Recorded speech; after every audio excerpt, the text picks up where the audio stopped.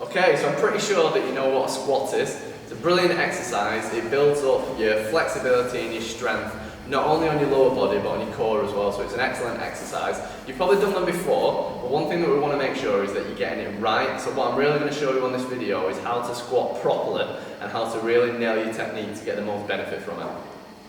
So with your hands, just pop your hands in front of you. I like to when I'm doing it body weight and just kind of hold them in front like you're praying for them to end. Shoulders back, chest up, and then squat nice and deep.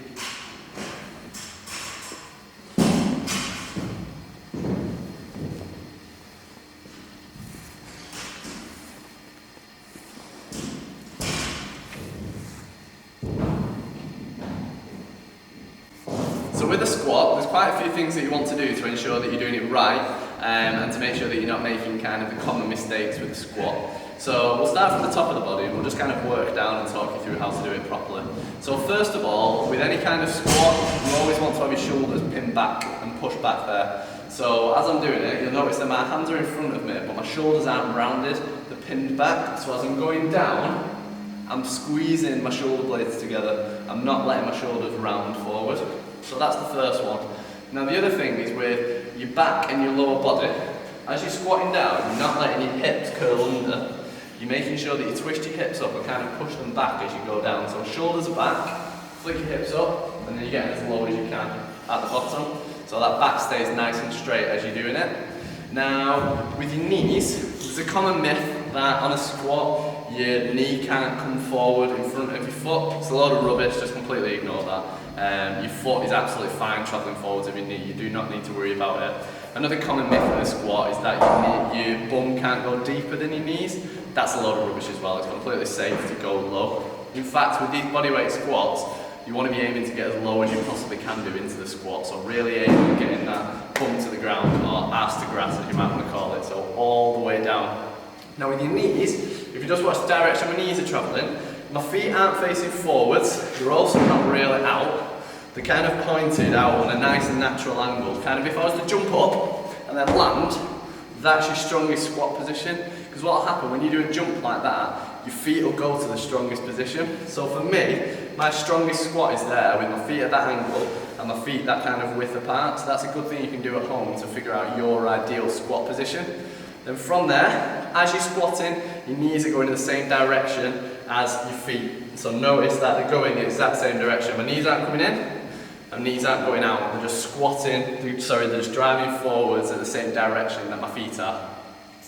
Now, a couple of things that you might notice with your squat that you want to try and correct yourself doing. The first one, if you've got weak quads, as you go down, your knees might drop in like that. Try and do these in front of a mirror if you can, or just be aware of it. If you get to the bottom and you find your knees are diving in or they're wobbling around, think about pushing your knees out on the way up. So as you get down, I'm coming up and I'm thinking about pushing my knees outwards slightly if you feel they're dropping in.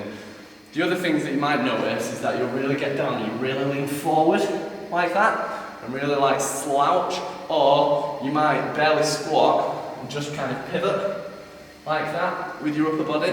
The aim is to get your hips and your bum as low as you can.